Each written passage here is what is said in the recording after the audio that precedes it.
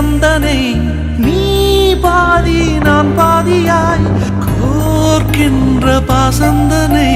காதல் என்று பேர் சூட்டியே காலம் தந்த சொந்தம் இது என்னை போலே பெண் குழந்தை உன்னை போலொரு ஆண் குழந்தை நாம் வாழ்ந்த வாழ்வுக்கு சான்றாவது